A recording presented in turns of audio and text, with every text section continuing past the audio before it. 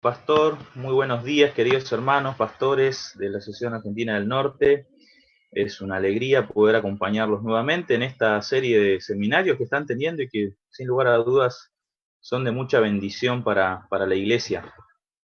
El desafío que tengo hoy es abordar una temática que no es fácil, ¿bien? Porque es una de las principales inquietudes que tienen aquellos que se acercan a la lectura de la Biblia, y es uno de los temas que resulta difícil explicar en detalle. Para poder ilustrar un poquito el problema, el drama tras esta temática, quiero compartirles un meme que son tan comunes en estos días, ¿no? Prestando atención a esta imagen, miren, por ejemplo, esto es algo que circula por las redes sociales, está disponible en internet. ¿Quién ha matado más personas según la Biblia? Y presten atención que allí lo que se hace es comparar a Dios con su enemigo, con Satán. Y entonces hay una clara diferencia estadística, Satanás se le atribuye 0, mientras que a Dios millones de personas. Y entonces se pregunta, ¿quién es el malo ahora? Se dan cuenta, ¿no? Cómo esta temática de la guerra santa en el Antiguo Testamento principalmente, porque es allí donde se la encuentra con más detalle, donde Dios ordena matar o aniquilar pueblos prácticamente completos.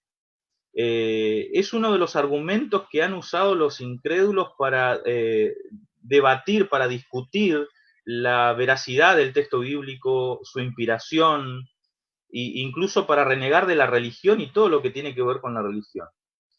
Esto genera mayores prejuicios todavía cuando a lo largo de la historia de la humanidad se han justificado genocidios, se han justificado matanzas, exterminios de personas, basándose en la Biblia y en aquellos pasajes donde Dios ordena a su pueblo, al pueblo de Dios, a emprender batallas contra los incrédulos. Y esto hasta el día de hoy sigue siendo utilizado por políticos, por dirigentes de diferente índole, por personas religiosas alrededor de todo el mundo, que se sienten en el derecho de, a la luz de sus creencias religiosas, emprender batallas, exterminio de aquellos que piensan distinto, de aquellos que consideran incrédulos.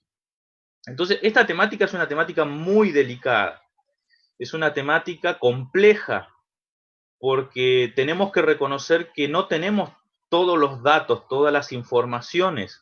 Dios no nos ha revelado todos los detalles sobre cada una de las cosas que se narran en el texto bíblico. Entonces tenemos que avanzar con mucha prudencia.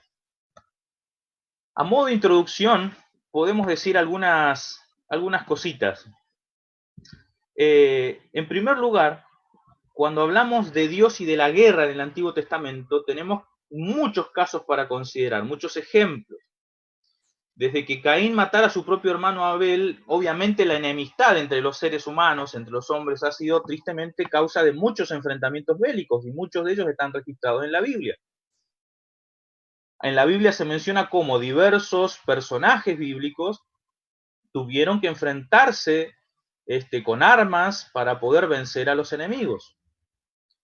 Sin embargo, lo que nosotros vamos a explicar en esta mañana no tiene que ver con toda la guerra que se menciona o que se hace alusión en el Antiguo Testamento, porque muchas de esas guerras tienen su origen meramente en lo humano, y con eso nosotros no tendríamos muchos problemas para poder presentar una visión adecuada, cuando es el ser humano y lo humano lo que está detrás de la enemistad, de la lucha, de las batallas, de la guerra, del exterminio, ¿verdad? Y por causa del pecado y del distanciamiento de Dios. Sin embargo, nosotros en esta reflexión lo que intentaremos es abordar el problema que generan aquellos casos cuando es Dios el que manda o autoriza a matar a otras personas, principalmente pueblos o naciones, ¿cierto? Es decir, cuando el causante de la guerra es una orden explícita de Dios. Ese tipo de guerras es lo que nosotros denominamos o lo que se denomina guerra santa, ¿sí? Obviamente, guerra santa parece un oxímoron, parece una completa contradicción. ¿Cómo una guerra puede ser santa? ¿Cómo matar a otros puede ser santo? Bueno, de pronto podemos llegar a tener allí un problema en la terminología. obviamente, no estamos queriendo decir que Guerra Santa es la mejor designación para hablar de estos casos. Sin embargo, esta es la designación que se le ha dado por los estudiosos, por los que se acercan a la Biblia para estudiar esta temática, le han denominado así, Guerra Santa. Entonces, el tema de la Guerra Santa en nombre de Dios es un tema bastante complejo y que requiere una consideración amplia. Muchas veces los que se acercan a los textos específicos que hablan de esto, solamente se concentran en esos pasajes, en los detalles de esos pasajes, pero pierden de vista el panorama global que nos ofrece la Biblia como un todo. Así que no podemos sacar conclusiones sobre alguna narrativa en particular si primero nosotros no contemplamos la totalidad de la Escritura y entendemos la Escritura desde el principio de solo la Biblia y de toda la Biblia, lo que implica Antiguo y Nuevo Testamento y todos los libros de la Biblia. ¿Bien? Así que lo que vamos a hacer esta mañana es presentar un abordaje desde esa perspectiva, tratar de entender el tema a la luz de lo que la Biblia en su totalidad nos presenta, para que entonces podamos tener al menos una apreciación equilibrada. Entonces lo que yo les voy a presentar en esta mañana dista mucho de ser una respuesta concluyente al tema, ¿cierto? Porque, insisto, hay muchos detalles e informaciones que no tenemos y por lo tanto solamente podemos caer en el terreno de la especulación. Pero aquellos detalles que no conocemos no nos tienen que impedir ver a aquellos otros elementos que sí Dios nos ha revelado y que sí tenemos al alcance de nuestra mano para entonces hacer una evaluación mucho más clara, una evaluación mucho más precisa de este tema. Estamos hablando y poniendo este tema en el contexto del gran conflicto, y precisamente este tema es uno de los temas que el enemigo de Dios ha utilizado para poder desacreditar a Dios, para poder desacreditar su carácter, y es uno de los principales argumentos que tienen los incrédulos y los que desafían a Dios y los que desafían a la palabra de Dios. Por lo tanto, este tema, aunque pueda ser presentado como un tema teológico, ¿verdad?, es un tema que tiene un impacto muy importante para nuestra vida cotidiana, e incluso en lo que hace a la evangelización, porque esta es una de las inquietudes que más tienen las personas que comienzan o que se inician en el estudio de la Biblia. Yo recuerdo cuando comencé a estudiar la Biblia y me acerqué a ella por primera vez, esta fue una de las primeras preguntas, de los primeros interrogantes que me hice acerca de este tema. Y esta es una de las preguntas que más me hacen mis alumnos en clase todos los años. Esta es una pregunta que todos los años me la repiten, y más de uno.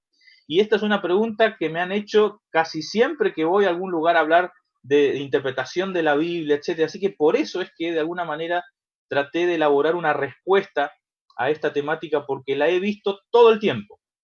Así que tenemos que tener al menos algunas herramientas. Así que lo que vamos a hacer en esta mañana no es que yo les voy a dar la respuesta elaborada completa, sino lo que voy a presentar son elementos que deberíamos considerar para evaluar esta temática.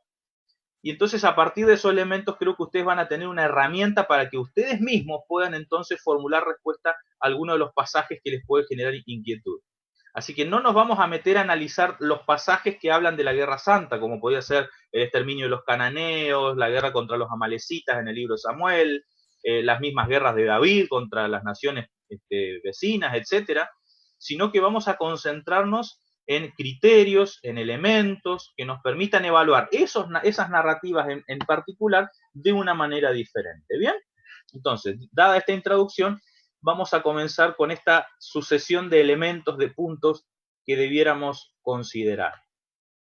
Primero, cuando uno analiza, cuando uno lee aquellos críticos, ¿verdad?, que mencionan este elemento para desacreditar la Biblia, en fin, es algo común entre ellos notar una dicotomía en relación a Dios. Es decir, ese contraste que se produce entre Dios, el Dios malo del Antiguo Testamento, y el Dios bueno del Nuevo Testamento, ¿sí?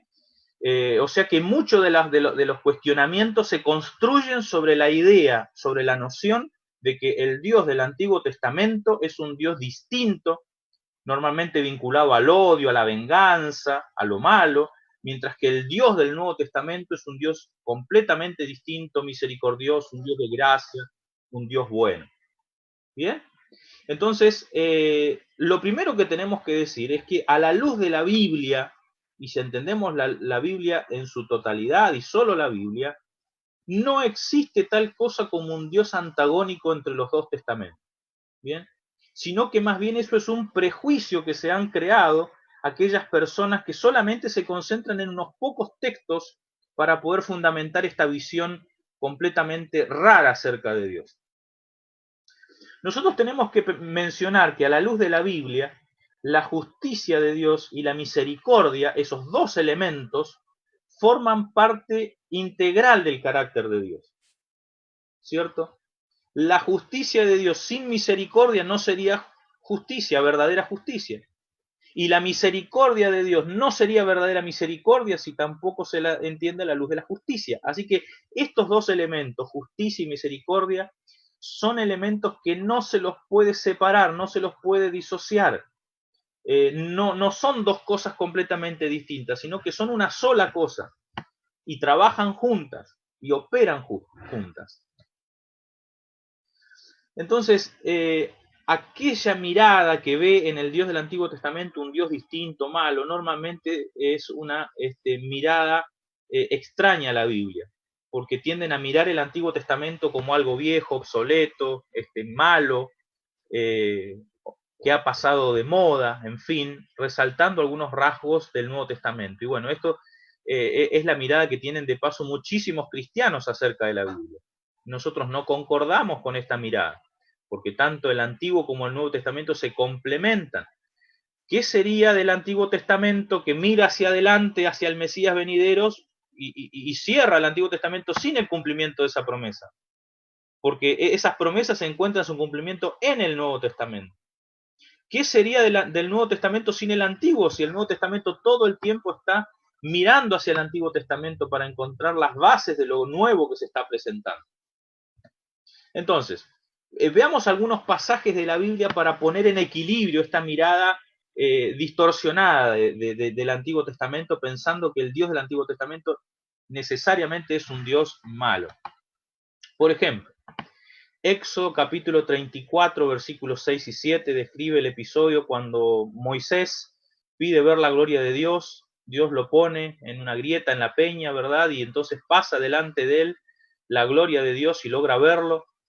Y entonces cuando Moisés logra ver a Dios en ese impactante momento, prorrumpe en alabanza y en adoración diciendo: Jehová, Jehová, fuerte, misericordioso y piadoso, tardo para la ira y grande en misericordia y verdad, que guarda misericordia a millares, que perdona la iniquidad y la rebelión y el pecado, que de ningún modo tendrá por inocente al malvado, que visita la iniquidad de los padres sobre los hijos y sobre los hijos de los hijos hasta la tercera y cuarta generación. Un texto que combina efectivamente este elemento de la misericordia y la justicia de Dios, pero Dios es un Dios grande en misericordia, que guarda misericordia por millares, es piadoso, es lento para la ira. Ese es el Dios que presenta el Antiguo Testamento. Jonás no quiso ir a Nínive, ¿por qué? Porque conocía a Dios, diciendo: oh Jehová, ¿no es esto lo que yo decía aún estando en mi tierra? Por eso me apresuré a huir a Tarsis, porque sabía que tú eres Dios clemente y piadoso, tardo en enojarte y de grande misericordia, y que te arrepientes del mal. Esta es una de las definiciones más hermosas de Dios que encontramos en el Antiguo Testamento. Totalmente consecuente con esa mirada del Dios de amor. Un Dios que no está dispuesto a matar porque sí, ¿verdad? Sino todo lo contrario, un Dios que es misericordioso, que desiste del mal. Ezequiel capítulo 33, versículo 11 al 13, amplía un poquito más acerca del sentir de Dios dicho por él mismo. Vivo yo, dice Jehová el Señor, que no quiero la muerte del impío, sino que se vuelva el impío de su camino y que viva. Volveos, volveos de vuestros malos caminos. ¿Por qué moriréis, oh casa de Israel? Y tú, hijo de hombre, di a los hijos de tu pueblo: la justicia del justo no lo librará el día que se rebelare, y la impiedad del impío no le será estorbo el día que se volviere de su impiedad. Entonces, fíjense cómo en este pasaje se enfatiza que Dios no desea la muerte de sus criaturas. Nada más extraño para Dios que ver a sus criaturas morir, perecer para siempre. De hecho, en Isaías, el capítulo 28, versículo 21, que habla de la destrucción de los impíos, se la describe como su obra extraña, su extraña operación. O sea, el matar a sus criaturas para Dios es algo completamente extraño, es algo completamente ajeno a su carácter. Ezequiel también añade lo siguiente, ¿no? Por tanto, yo os juzgaré a cada uno según sus caminos, oh casa de Israel, dice Jehová el Señor. Convertíos y apartaos de todas vuestras transgresiones, y no será la iniquidad causa de ruina. Echad de vosotros todas vuestras transgresiones con que habéis pecado, y haceos un corazón nuevo y un espíritu nuevo. ¿Por qué moriréis, casa de Israel? Porque no quiero la muerte del que muere, dice Jehová el Señor. Convertíos, pues, y viviréis. Aquí está claramente manifestado el sentimiento de Dios. Dios no quiere, Dios no desea la muerte de sus hijos, bajo ningún punto de vista. Así que esto es algo muy importante y esto es claro en el Antiguo Testamento. Obviamente tenemos que mencionar tal vez que a veces hay algún problema con las traducciones del Antiguo Testamento, porque hay una palabra que a lo largo del Antiguo Testamento que define por excelencia el carácter de Dios. En hebreo es la palabra Gesed, que significa, se la traduce normalmente como misericordia, como caridad en algunas traducciones, pero esa palabra es lo más cercano a la palabra ágape, amor, que se usa en el Nuevo Testamento. Si los traductores tradujeran esa palabra como amor a lo largo de todo el Antiguo Testamento, de pronto el Antiguo Testamento se llenaría de la palabra amor, como lo es el Evangelio de Juan, por ejemplo, o las epístolas de Juan, que describen tan bien el amor de Dios. Así que obviamente que también allí hay un condicionante de los traductores y de los prejuicios de los traductores, como hemos visto tal vez en la escuela sabática esta semana que pasó. Entonces, ¿es diferente el Dios del Antiguo Testamento del Dios del Nuevo Testamento a la luz de estos pasajes que lo muestran también con ese rasgo de amor, de perdón?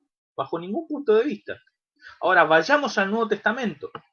Aquellos que dicen que Dios en el Nuevo Testamento es solo un Dios de amor, es porque también tienen una mirada sesgada del Nuevo Testamento y no quieren ver otros pasajes que muestran las mismas facetas que se presentan en el Antiguo Testamento. Entonces, miren, este pasaje de Hebreos capítulo 10, versículos 28 y 31. El que viola la ley de Moisés por el testimonio de 2 o 3 testigos muere irremisiblemente. ¿Cuánto mayor castigo pensáis que merecerá el que pisoteare al Hijo de Dios y tuviere por inmunda la sangre del pacto en la cual fue santificado e hiciere afrenta al Espíritu de gracia? Pues conocemos al que dijo, mía es la venganza, yo daré el pago, dice el Señor. Y otra vez, el Señor juzgará a su pueblo. Horrenda cosa es caer en manos del Dios vivo. Claro, este texto bien tendría que estar en el Antiguo Testamento para muchos de estos lectores, pero no. Está en el libro de Hebreos, un libro que exalta la gracia y la misericordia de Dios. Pero es que la justicia de Dios es parte integral de su misericordia. Dios es un Dios justo. Así que estas escenas de juicio están a lo largo de la Biblia. El pastor Gastón recién mencionaba, ¿verdad?, este contraste entre, por ejemplo, el universalismo, aquellos que piensan y creen que Dios va a tener que salvar a todos los seres humanos sin importar lo que hagan. Y tristemente eso no es verdad. En ninguna parte de la Escritura se presenta tal mensaje. Al contrario, la Biblia presenta una escena de juicio ante la cual todos los seres humanos deberemos comparecer. Otro pasaje, Mateo 10, 28. Y no temáis a los que matan el cuerpo, mas el alma no pueden matar. Temed más bien a aquel que puede destruir el alma y el cuerpo en el infierno. Otro texto, 2 Tesalonicenses, capítulo 1, versículo 6 en adelante. Porque es justo delante de Dios pagar con tribulación a los que os atribulan, y a vosotros que sois atribulados daros reposo con nosotros, cuando se manifieste el Señor Jesús desde el cielo con los ángeles en su poder, en llama de fuego, para dar retribución a los que no conocieron a Dios, ni obedecen el Evangelio de nuestro Señor Jesucristo, los cuales sufrirán pena de eterna perdición, excluidos de la presencia del Señor y de la gloria de su poder, cuando vengan aquel día para ser glorificado en sus santos y ser admirado en todos los que creyeron, por cuanto nuestro testimonio ha sido creído entre vosotros. Entonces, fíjense cómo el Nuevo Testamento presenta no solamente un Dios de amor, sino que también las escenas de juicio. Lo mismo que en el Antiguo Testamento. En el Antiguo Testamento se presenta tanto el amor de Dios como también su justicia. Así que estos son elementos complementarios. Bueno, aquí en pantalla solo unos textos adicionales para poder ver cómo el Nuevo Testamento también presenta esa misma faceta que algunos solo atribuyen al Antiguo Testamento. Así que ni el amor es exclusivo del Nuevo Testamento, porque en el Antiguo Testamento Dios es presentado bajo esos mismos rasgos, ni tampoco ese elemento de odio hacia el pecado es un elemento exclusivo del Antiguo Testamento, sino que también lo tenemos en el Nuevo Testamento. Así que no hay ningún tipo de contradicción, no hay ningún tipo de contradicción entre el Antiguo y el Nuevo Testamento. Entonces, teniendo en cuenta eso, tenemos que seguir avanzando. Así que no podemos decir que en el Antiguo Testamento Dios sea peor que en el Nuevo. Eso es una mirada distorsionada. Bueno, segundo elemento que vamos a presentar en relación al tema de la Guerra Santa. Y es que la Guerra Santa no aparece en todo el Antiguo Testamento. Muy por el contrario, la Guerra Santa fue una práctica limitada en el tiempo, en el espacio y en sus objetivos particulares y específicos. Entonces, no fue una práctica regular. Israel no andaba matando a todos los que se les cruzaran solo por el hecho de ser paganos o de ser contrarios a su fe, bajo ningún punto de vista. Tenemos que mencionar que en el periodo histórico de Israel,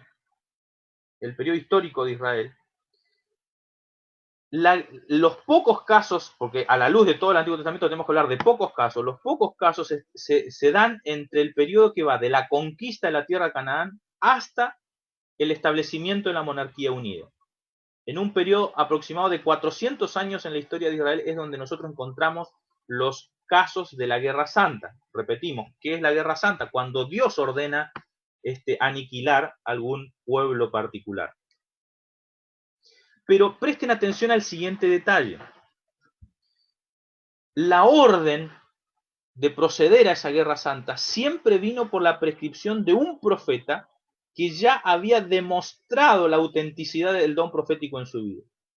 Es decir, Israel no oyó a uno que por primera vez se levantaba como profeta para mencionar este tipo de prácticas, sino que la orden la dieron personas que ya habían demostrado ser llamadas por Dios y que habían dado evidencia de su don profético. Básicamente los casos son Moisés, Josué y Samuel. Los casos más puntuales donde tenemos los registros de que Dios les ordenó a estas personas proceder de esa manera.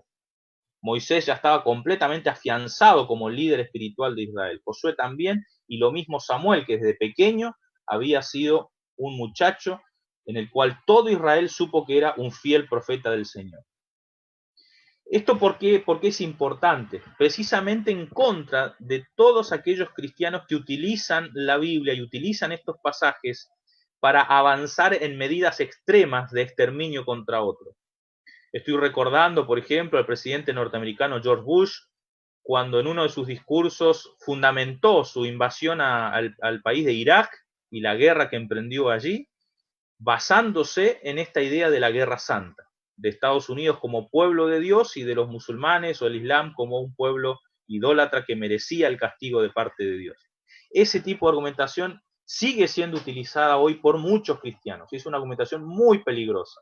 Nosotros no podríamos jamás aceptar ese tipo de interpretación del texto bíblico. Otro elemento muy importante es que esa práctica no fue contra cualquier país extranjero. Las guerras fueron contra naciones bien puntuales. Dios le detalló, y en más de una oportunidad, los nombres específicos de los pueblos que deberían ser atacados en el contexto de esta guerra santa y que deberían ser considerados como anatema. Se trató específicamente de los pueblos cananeos, que son mencionados por nombres, ¿verdad? Por ejemplo, no se le permitió a Israel tomar la tierra de Edom, de Moab o de Amón. Y eso de manera muy clara, ¿verdad? Dios le dejó a Israel prohibiciones explícitas acerca de tomar o avanzar contra estos pueblos que eran descendientes de Saúl y también de Lot. Por otra parte, a lo largo de la Biblia, Dios prohibió las guerras de expansión. ¿sí? Dios le concedió a Israel un límite bien establecido, bien definido, con sus límites en el norte, en el sur, en el este y en el oeste. Israel tenía prohibido avanzar hacia otros territorios que no sean los que Dios les había especificado y que están claramente detallados en el Pentateuco. Tercer elemento a considerar en relación a esta temática. La elección de Israel no implica el rechazo de las otras naciones. Porque muchos entienden, ¿verdad?, que esta idea de Israel como pueblo de Dios es una idea exclusivista, mala. Sin embargo, no hay tal cosa en el Antiguo Testamento. Dios eligió a Abraham, pero no porque era el único poseedor de la fe verdadera. Cuando nosotros encontramos a lo largo de la Biblia una gran cantidad de narraciones acerca de los extranjeros. Abimelec, un rey filisteo, supo escuchar la voz de Dios. Melquisedec era sacerdote del Dios Altísimo en Canaán, ¿cierto? Defensor del culto verdadero en ese lugar de idolatría. Job, del cual no sabemos su origen, su nacionalidad exacta, pero sabemos que no pertenecía al linaje de Israel. Jetro, un sacerdote de Madián que también conocía al Dios verdadero. Balaam, un profeta de Mesopotamia que alguna vez fue un profeta fiel y verdadero, pero que se apostató obviamente luego, pero que en un momento fue un profeta de Dios predicando en Mesopotamia para otros pueblos, para otras gentes. Y es muy curioso cómo uno en el Antiguo Testamento encuentra una infinidad de relatos que resaltan la fe de los extranjeros. Es muy lindo leer esto en el Antiguo Testamento. ¿Quién fue el único que logró derrotar al valiente David? Un extranjero, Urías Eteo. ¿Quiénes fueron los hombres que estuvieron en David en las buenas y en las malas, que lo apoyaron ante las rebeliones que emprendieron algunos de sus hijos? Los cereteos y los peleteos, todos extranjeros. Tenemos un libro dedicado a una extranjera, Ruth, que habla de su fe, de su compromiso, por ejemplo. ¿Cuántos hombres a lo largo de la Biblia son exaltados por su fe y no pertenecían al pueblo de Israel? Como Ebed-Melech, que salvó a Jeremías de la muerte. El etíope que descendía, ¿verdad?, a Jerusalén a adorar. El centurión. En fin, cuántos ejemplos de la Biblia donde Dios resalta la fe de aquellos que no pertenecían al linaje de Israel. Eso no es algo exclusivo del Nuevo Testamento, sino que también a lo largo del Antiguo Testamento lo encontramos de una manera clara. Cuarto punto, muy importante. La destrucción de esos pueblos específicos no llegó sin que previamente Dios le hubiera dado un tiempo extenso de gracia para que puedan salirse de sus malos caminos. Miren este texto de Génesis capítulo 15, versículos 13 al 16. Entonces Jehová dijo a Abraham: ten por cierto que tu descendencia morará en tierra ajena, y será esclava allí, y será oprimida 400 años. Mas también a la nación a la cual servirán juzgaré yo, y después de esto saldrán con gran riqueza. Y tú vendrás a tus padres en paz y serás sepultado en buena vejez. Y en la cuarta generación volverán acá, porque aún no ha llegado a su colmo la maldad del amorreo hasta aquí. Fíjense esta situación particular. Dios no le concedió Canaán a Abraham porque todavía esos pueblos estaban bajo un tiempo de gracia. Dios les estaba concediendo oportunidades de poder arrepentirse. Recuerden que había un sacerdote del Dios Altísimo viviendo allí. Recuerden que los altares de Abraham eran un fiel testimonio del Dios verdadero. Altares que él iba construyendo a lo largo de su peregrinación. Y muchos tuvieron la oportunidad de ver el testimonio de Abraham para poder arrepentirse de sus malos hechos. Y de sus descendientes, Isaac, y de sus descendientes, también Jacob. Entonces, Dios les concedió innumerables oportunidades, muchas de las cuales desconocemos porque no fueron registradas en exactitud en la Biblia. Desconocemos todos los canales que Dios utilizó para amonestar a estos pueblos cananeos. La gracia de Dios se extendió por siglos. No estamos hablando que de la noche a la mañana Dios decidió exterminar a estos pueblos. Muy por el contrario, estamos hablando y notando la enorme paciencia de Dios para con estos pueblos, para con estas naciones. Pensemos en otro caso, los amalecitas.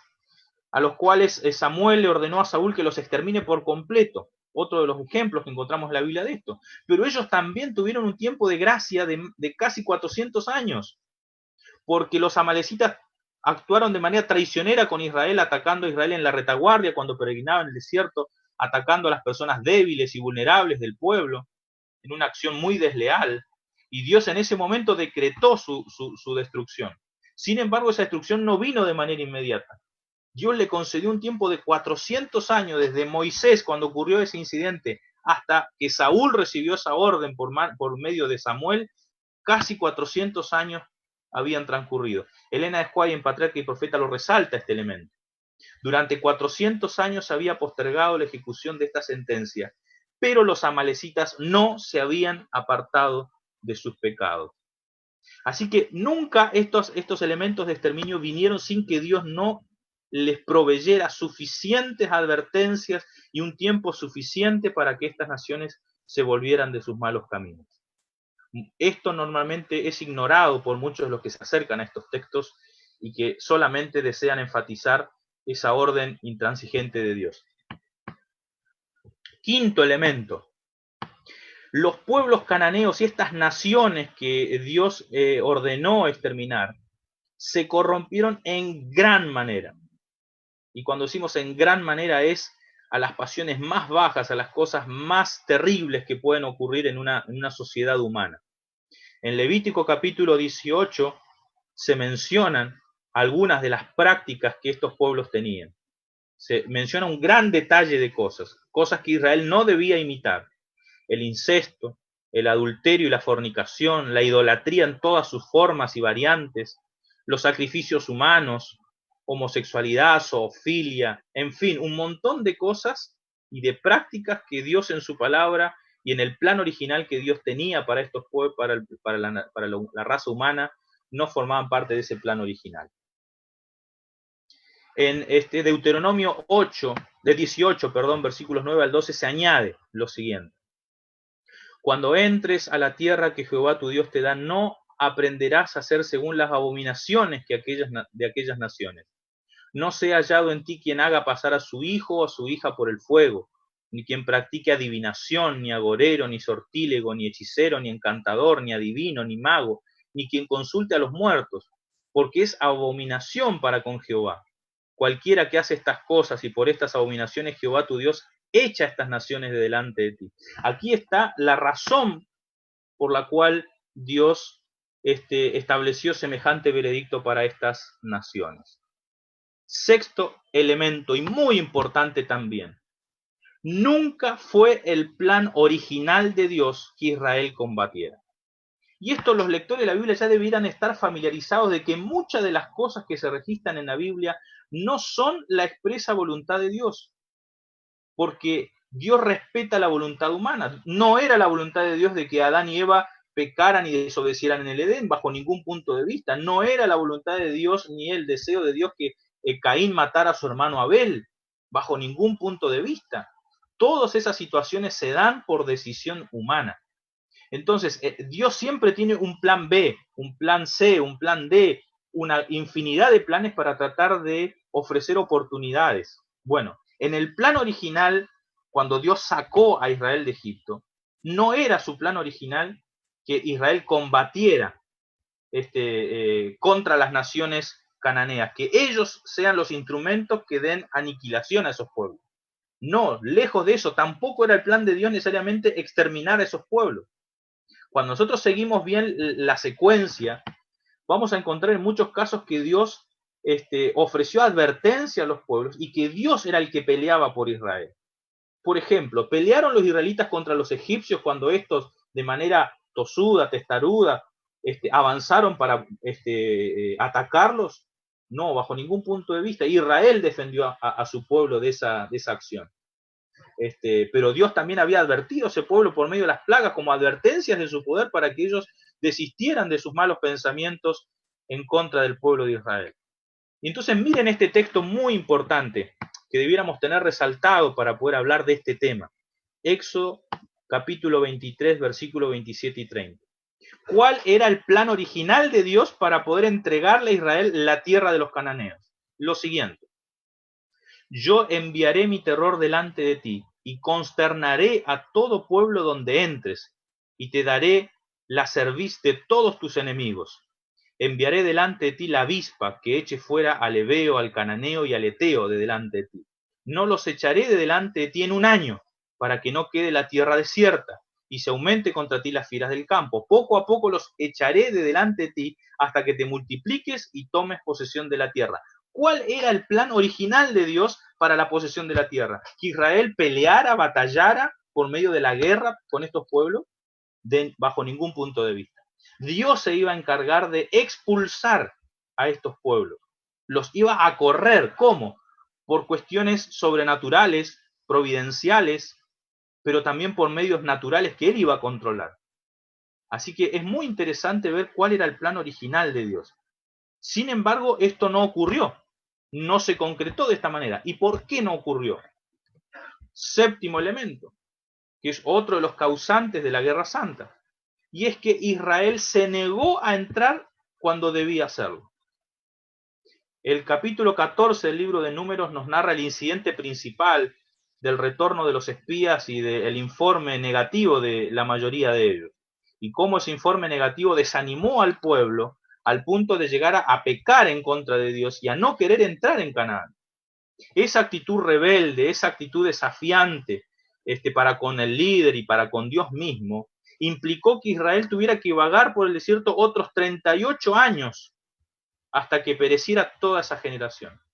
No era el plan de Dios que Israel pasara 40 años en el desierto. Tras 2 años de peregrinación, Israel ya estaba en condiciones de ingresar a Canaán, pero Israel se negó a hacerlo. Así que aquí hay un problema que no es solamente el problema de las naciones, sino que también el propio pueblo de Israel tiene problemas en obedecer a Dios. Así que tenemos otro elemento que complicó la situación del plan original que Dios había pensado para este pueblo.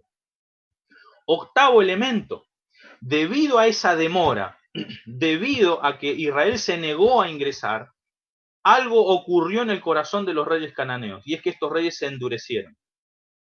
Josué capítulo 11, versículos 18 al 20 nos detalla este elemento. Por mucho tiempo tuvo guerra Josué con estos reyes. No hubo ciudad que hiciese la paz con los hijos de Israel, salvo los heveos que moraban en Gabaón. Todo lo tomaron en guerra, porque esto vino de Jehová, que endureció el corazón de ellos para que se resistiesen con guerra a Israel, para destruirlos y que no les fuese hecha misericordia, sino que fuesen desarraigados como Jehová lo había mandado a Moisés. Bien, este texto parece complicado de entender porque parece muy severo, pero insisto que todos estos textos tenemos que entenderlos a la luz de todos los principios que hemos ido mencionando previamente. Bien, no nos tenemos que desconcertar por algunos elementos que no entendamos aquí. Pero lo cierto es que el corazón de estos pueblos se endureció como el corazón de Faraón se endureció.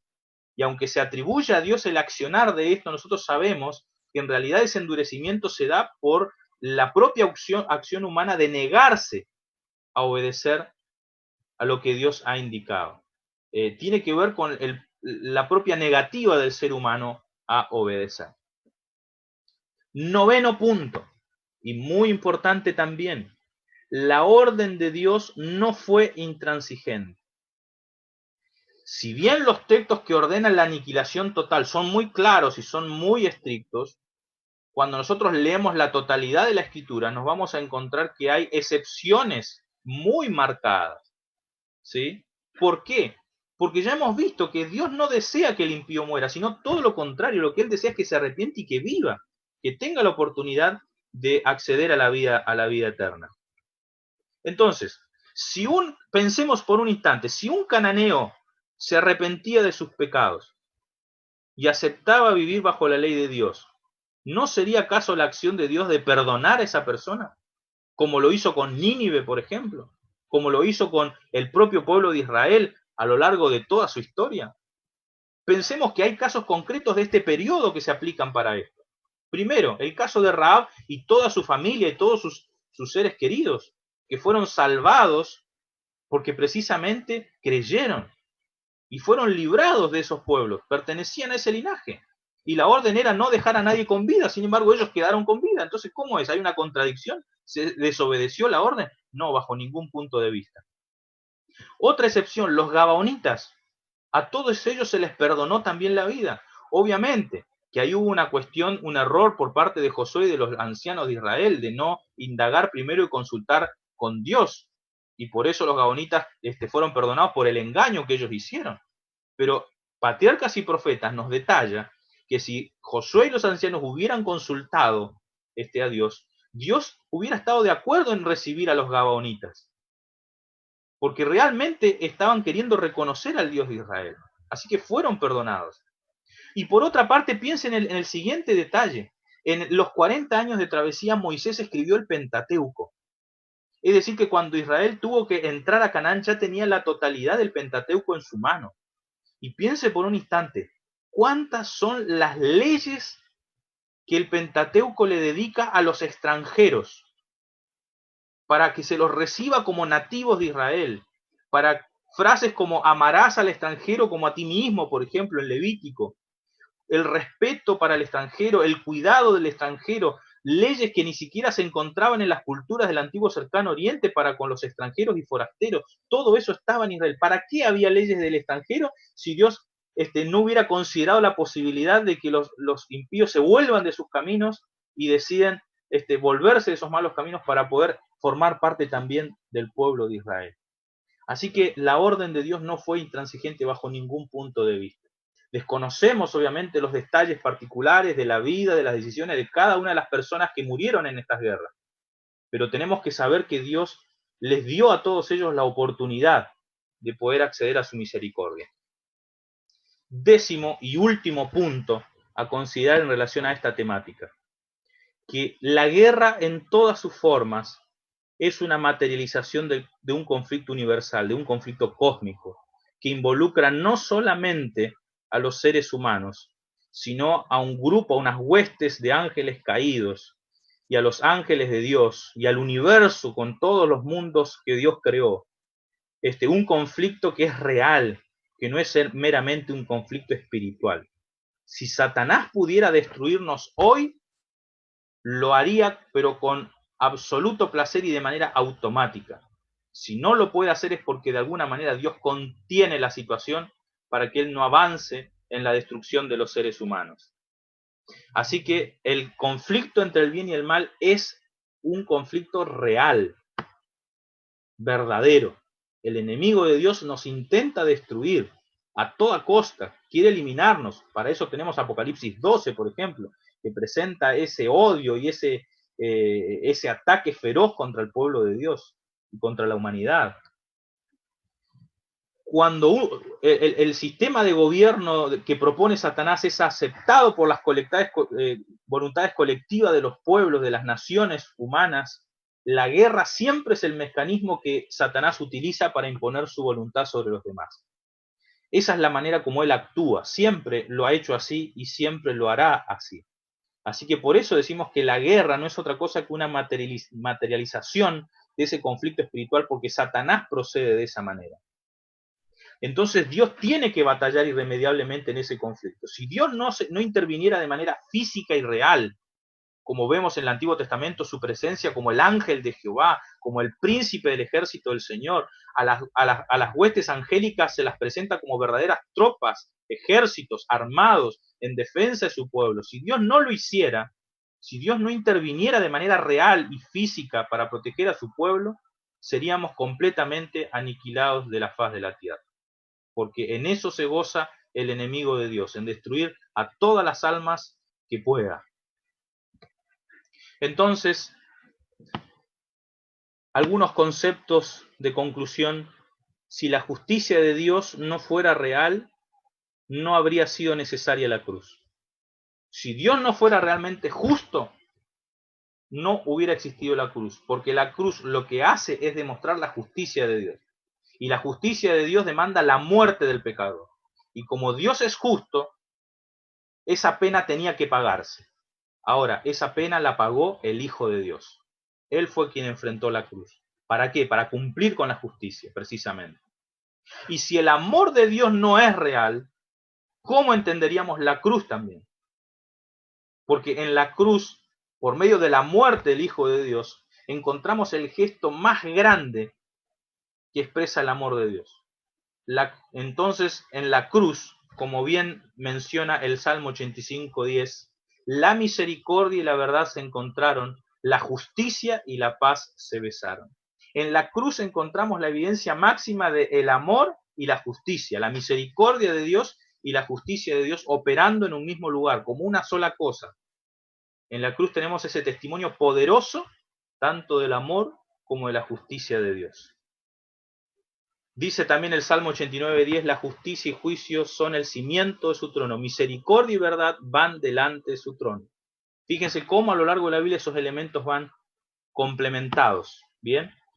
Bueno, hemos dejado aquí, hemos terminado con estos elementos. Insisto, la idea no era presentar una respuesta así, como pregunta y respuesta, y decir, bueno, esta es la respuesta al tema, sino que la idea era poder presentar una cantidad de elementos que normalmente no se los tiene en cuenta cuando se analizan estos episodios, estos casos. Yo les voy a dejar la tarea a ustedes entonces, de que puedan elaborar una respuesta. Si alguien les pregunta, ¿por qué Dios ordenó a Saúl matar a todos los amalecitas, incluyendo los niños y las mujeres? Si tuvieran que dar una respuesta a ese incidente en particular, a ese texto en particular, ¿cómo le ayudarían estos elementos que mencionamos en esta mañana para poder dar una respuesta clara? Tal vez, insisto, no concluyente, porque hay cosas que nosotros no tenemos, hay informaciones que no tenemos, pero al menos esos elementos nos permiten entender que Dios en su infinita sabiduría hizo lo que era mejor, lo que tenía que ser mejor. Y por otra parte, en su amor, conociendo su amor, tenemos que estar tranquilos en que Dios obró por todos los medios y los canales posibles que Él tenía a disposición para poder ofrecer a todas esas personas de su misericordia. De la misma manera como ocurrirá en el fin de los tiempos. Cuando Cristo venga, tristemente, va a haber una gran cantidad de personas que van a encontrar la muerte eterna. Y eso no porque Dios lo desea así, sino porque tomaron una decisión.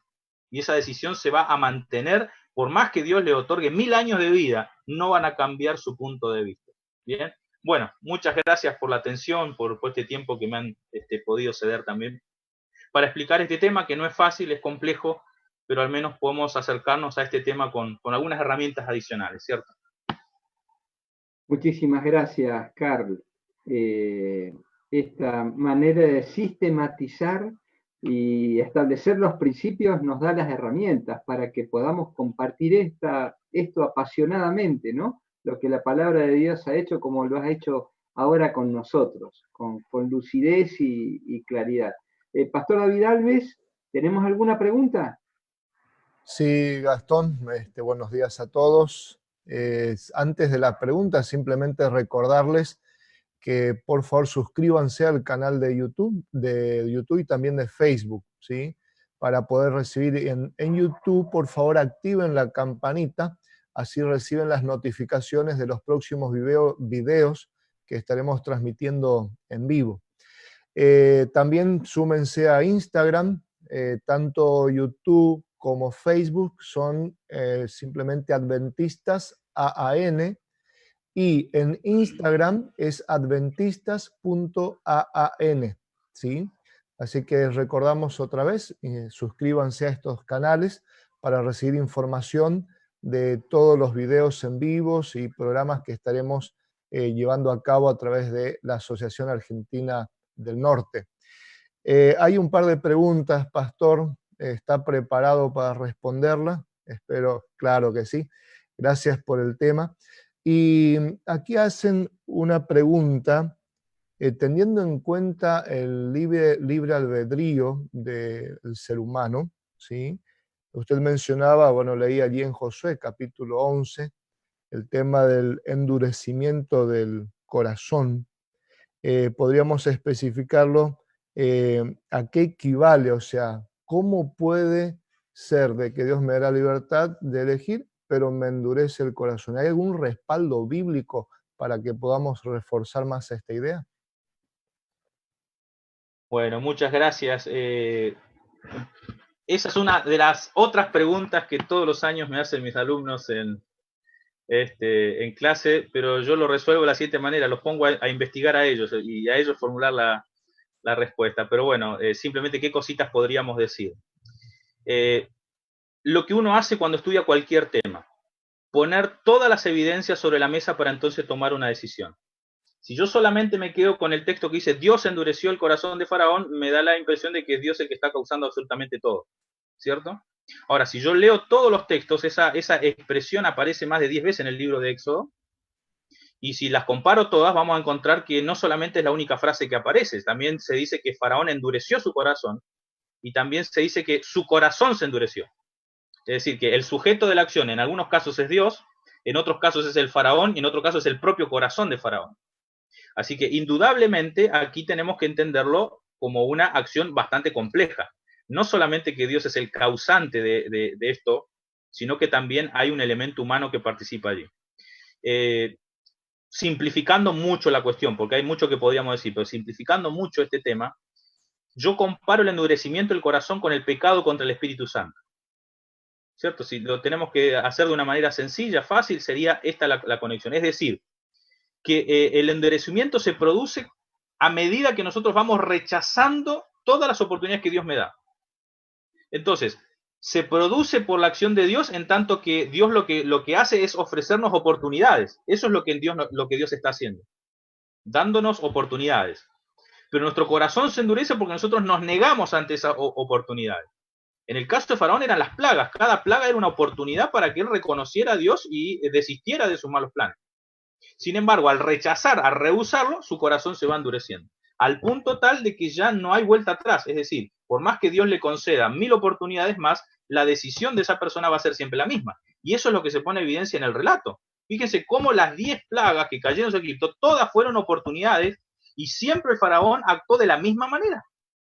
Incluso cuando finalmente se vio obligado a dejar ir al pueblo de Israel, se arrepintió de eso y salió con su ejército a perseguir al pueblo. O sea que si Dios le hubiera dado 100 oportunidades más, con 100 plagas más o lo que fuera, la decisión del faraón hubiera sido exactamente la misma. Ahí estamos viendo el libre albedrío, de manera clara, de manera precisa, ¿cierto? Bueno, eso es simplificando un poquito la historia. Muy bien, quizás teniendo en cuenta de que Dios conoce el futuro, sabe quién va a ser salvo, quién no va a ser salvo, ¿qué sentido tiene el juicio en todo esto? Muy buena pregunta, muy buena pregunta. Yo tengo un seminario preparado para responder esa pregunta que tiene que ver con el relato de la Áqueda, a la luz del gran conflicto. A través de ese relato yo explico esa misma pregunta, pero resumiendo y haciéndolo muy fácil. No es porque Dios necesite el juicio, el veredicto. El veredicto o el juicio no lo necesita Dios, lo necesitan sus criaturas. Volviendo al ejemplo que pusimos la semana pasada con el caso de Job. Dios lo tiene claro, Job es recto, perfecto, temeroso de Dios y apartado de lo malo. Eso lo tiene claro Dios. Pero ¿quién no lo tiene claro? El universo. Satanás dice, no, no es así. Él teme a Dios de balde. Y todo el universo entra en una disputa. ¿Y quién tiene razón? ¿Tiene razón Dios o tiene razón Satán? Entonces ahí entra en acción el juicio, porque las pruebas que enfrentó Job no es otra cosa que la puesta en práctica del juicio. Y todo el libro de Job está estructurado a manera de un juicio. Entonces a Job se lo somete a juicio. Y tras pasar ese juicio, se hace claro el veredicto. Dios tenía razón. Por eso el libro finaliza diciendo, ninguno habló lo recto, sino solo mi siervo Job. ¿Cierto? Entonces el juicio es para poner en evidencia ante el universo la justicia de Dios. Es para clarificar la justicia de Dios ante el universo. Para que no queden dudas, para que no haya cuestionamientos futuros acerca de su proceder. Por eso, de paso, vamos a tener un milenio, porque el juicio preadvenimiento involucra al universo que es espectador de todo lo que pasa. Pero en el milenio seremos nosotros los que juzgaremos aún a los ángeles, dice las Escrituras. Y se nos dará potestad, autoridad de juzgar. Así que en esos 1000 años nosotros seremos los que analizaremos por qué no están los que no están en el cielo, por qué Dios procedió de tal manera con los ángeles. Entenderemos todo. Nosotros también juzgaremos allí, para que también las dudas se disipen de nuestra mente, no solamente del universo ajeno a nosotros, sino también nosotros pasemos de ese proceso purificador en cuanto a dudas o inquietudes, ¿cierto? Bien. Muy bien, pastor. Ahí, ya que mencionó allí a Job, teniendo en cuenta el testimonio de Job, o sea, el otro Adán, ¿existe alguna tipología para los hijos de Dios perteneciente al fin del tiempo de gracia en relación a este tema? A ver si estoy entendiendo bien la pregunta. ¿El testimonio de Job tiene alguna tipología para los hijos de Dios perteneciente al tiempo del fin del tiempo, o sea, al tiempo de la historia? Bien, muy bien. Sí, miren, es muy probable. Yo leí un artículo de un autor adventista, está traducido, creo que hasta el portugués. Está en inglés y creo que el portugués no estoy seguro si está en español. El autor es Lial Caesar, Lial Caesar se escribe, ¿no? Es editor asociado de la Adventist Review, de la Asociación General, y tiene un articulito que yo lo puedo compartir si lo encuentro en PDF en portugués por lo menos, donde él precisamente analiza la figura de Job para el escatón. Él lo hace de una manera muy clara, pero sí, efectivamente, él encuentra vinculaciones de cómo el personaje Job puede servirnos como un modelo para el tiempo del fin. Pero resumiendo la historia, esto no lo hace el autor Lial Caesar, o lo podría hacer yo, sino que esto lo hace el propio Santiago en su epístola, si me acompañan, en Epístola a los Santiago. De paso, cuando yo enseño esto siempre digo, una tipología es auténtica tipología cuando es el texto bíblico el que me señala que es una tipología, no por mi imaginación, sino que el texto corrobora esa tipología. Entonces, Santiago, Epístola a los Santiago, capítulo 5, versículos 10 en adelante, dice así: hermanos míos, tomad por modelo de aflicción y paciencia a los profetas que hablaron en el nombre del Señor. Consideramos felices a los que soportaron con paciencia. Habéis oído de la paciencia de Job y habéis visto el fin del Señor. El Señor es muy misericordioso y compasivo. Entonces, fíjense que ahí Santiago es el que está usando el modelo de Job como un modelo para el escatón, porque esta sección del libro está hablando del tiempo del fin. Y está tomando a Job como un modelo para enfrentar las situaciones del tiempo del fin. El modelo de paciencia, de perseverancia que encontramos en este personaje. Muy bien. Otra pregunta, Pastor Carl, es la siguiente. ¿Hay diferencia entre los términos utilizados en no matarás en los 10 mandamientos y el utilizado para matar a animales? Sí y no. Sí, no. Es decir, el Antiguo Testamento utiliza una gran cantidad de vocabulario para muchas cosas. Para sacrificar animales tiene palabras específicas, pero porque el tema de los sacrificios era palabras muy, muy comunes. A ver, ¿cómo lo explico? Hay lugares donde por las circunstancias de vida hay más palabras para describir ciertos fenómenos. Por ejemplo, en zonas muy lluviosas hay muchísimas palabras para hacer referencia a la lluvia. Lluvia, llovizna, aguacero, chaparrón, etcétera, etcétera. Una gran variedad de palabras para describir diferentes, lluvia fina, lluvia gruesa, lluvia de tal manera, lluvia de tal otra, o lo mismo con la nieve. Entonces, en el Antiguo Testamento hay una gran cantidad de palabras para la acción de sacrificar animales, dependiendo el tipo de sacrificio, dependiendo el objetivo del sacrificio. Bueno, hay un vocabulario muy amplio, muy grande, vinculado al sacrificio de animales, que obviamente nunca se va a utilizar para el asesinato de personas, salvo en aquellos casos donde en un contexto negativo se habla de aquellos que sacrifican personas, sacrificios humanos, ¿cierto? Que eso es una abominación para la perspectiva bíblica. Y en relación a la muerte de las personas también hay un vocabulario bastante amplio y por eso cada contexto tiene una connotación distinta. Por ejemplo, una de las maneras más frecuentes para hablar del asesinato en la Biblia no es necesariamente la acción de matar, sino derramar la sangre. Y es todo un motivo teológico el tema de derramar sangre de las personas, es algo que está condenado por Dios y hay muchos ejemplos, testimonios. Bueno, yo tengo algo escrito sobre el tema, el motivo de la sangre derramada en el Pentateuco, y bueno, analizo un poquito eso, esa temática. En el caso del exterminio de estas personas, hay otro vocabulario técnico específico. Hay dos palabras que aparecen asociadas a estos procesos de aniquilación de pueblos. Una es la palabra anatema, jerem en hebreo, y la otra es pasar a filo de espada. Ese es el vocabulario técnico para este tipo de circunstancias, que no se usa el verbo matar, sino específicamente estas dos palabras, jerem, abominación, que se traduce normalmente como anatema, perdón, y pasar a filo de espada.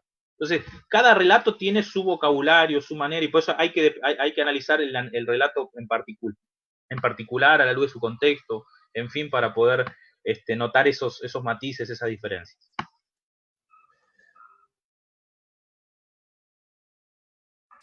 Ahí estamos, gracias, pastor. Teniendo en cuenta que Satanás es un especialista en falsificar cosas, ¿no? En ocultar algo de una manera muy sutil. ¿Cómo podemos nosotros identificar un milagro si es de Dios o si es de Satanás? Pregunta difícil, porque precisamente de eso se trata la astucia de Satanás, ¿no? De hacer las cosas lo más parecido posible. Ahora bien, el espíritu de profecía nos dice que Satanás en realidad nunca obraría un milagro favorable para los humanos porque eso iría en contra de su naturaleza. Así que lo que él hace es una falsificación. Entonces, a veces solo el tiempo y las circunstancias nos pueden decir realmente de si es Dios o es el enemigo de Dios el causante de esa experiencia. Porque Satanás va a obrar para esclavizar al ser humano y para producir frutos totalmente distintos a lo que Dios haría, ¿cierto? Y eso es muy difícil de analizar según los casos, ¿verdad? Porque nosotros no tenemos la posibilidad de ver lo que está detrás del telón de fondo, ¿cierto? Eso no lo podemos ver con claridad. Nuestros ojos están cerrados ante las cosas que pasan en el mundo espiritual de estos seres, ¿cierto? Pero sin lugar a dudas, por sus frutos los conoceréis. Y a veces para ver los frutos hay que esperar el tiempo, hay que dejar que pase el tiempo, ¿cierto? Y entonces el fruto de algunas manifestaciones sobrenaturales no necesariamente nos conducen a un verdadero reavivamiento, a un verdadero cambio en nuestra vida, sino que a veces las personas son esclavizadas de la superstición, esclavizadas del miedo y de un montón de otras cosas, ¿no? Entonces en el tiempo a veces uno puede evaluar eso, pero es muy difícil porque, insisto, Satanás trabaja con mucha astucia para poder endurecer los corazones de las personas y tenerlos atrapados, ¿cierto? Ahora, de que existen fenómenos sobrenaturales que Satanás es capaz de hacer, indudablemente que esto es así. Él tiene poder para simular cosas de ese tipo. Y en la Biblia hay ejemplos de eso y es muy interesante. Estoy recordando que hay aquí en la universidad, y tal vez alguno de este campo lo conoce porque trabajó en este territorio, el pastor Néstor Osman, que fue capellán en el ISAM. Él, su tesis de licenciatura lo que hizo fue analizar todos los milagros de la Biblia y de esa manera establecer algunos elementos claros de que diferencian los milagros de Dios y los milagros que no fueron de Dios. Es un material muy interesante, fácil de leer, que está disponible aquí en la biblioteca. Por allí, si a alguien le interesa, podríamos ver la manera de hacerlo llegar o por lo menos sepan de la existencia de ese estudio que ya está hecho y es muy interesante, muy lindo también. Una cosita, tal vez yo vi allí, alguien comentó el caso de Ananías y Zafira como un ejemplo, no sé si querían meterlo en este marco, pero ese ejemplo no sería un ejemplo de guerra santa, porque la guerra santa lo que implica es lo siguiente, que el canal de exterminio es el propio pueblo de Dios, es decir, que un hijo de Dios tiene que ir y matar al otro. En el caso de Ananías y Zafira murieron de manera sobrenatural, Dios le quitó la vida, pero no hubo un hijo de Dios que tuvo que ir y matarlo, degollarlo, quitarle la vida, ¿se entiende? La guerra santa es, técnicamente hablando, cuando el pueblo de Dios es el elemento utilizado para el exterminio de un pueblo o una nación. Es decir, en otras palabras, que Dios ordena matar. Y eso parece una completa contradicción con el mandamiento inclusive, ¿cierto? Pero bueno, por eso es que es tan polémico y tan complicado este tema de la guerra santa. Muy bien, pastor. Vamos yendo al final ya de las preguntas. Simplemente recordar a los que nos están viendo el programa, este programa queda grabado aquí en Facebook y también en YouTube. Entonces pueden verlo, pueden compartirlo posteriormente con las personas que desean. Y quizás una última pregunta, pastor, y después entonces damos lugar al pastor Femo Pase. ¿Por qué, por qué Dios, la pregunta sería, ¿por qué Dios no exterminó a Satanás y se ahorraría todo esto que estamos viviendo? Bien, es una muy buena pregunta y no he leído mejor explicación que la que el propio Espíritu de Profecía da al respecto. Tanto en Patriarcas y Profetas, cuando habla de la caída de Satanás, o en Historia de la Redención, donde habla de lo mismo, como también en El Conflicto de los Siglos, libro que estamos leyendo, y no sé inclusive si tal vez ya no han leído acerca de esto, Elena White lo explica muy bien, ¿cierto?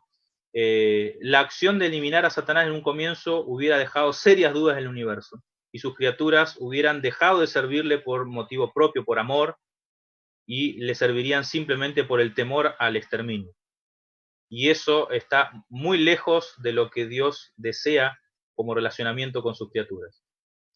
Porque Satanás trabajó de una manera tan velada y tan astuta y tan escondida, que en el origen del problema no resultaba para nada claro cuáles eran los argumentos que estaban en juego o qué es lo que estaba pasando con esta argumentación y el desafío que tenía Satanás para con Dios.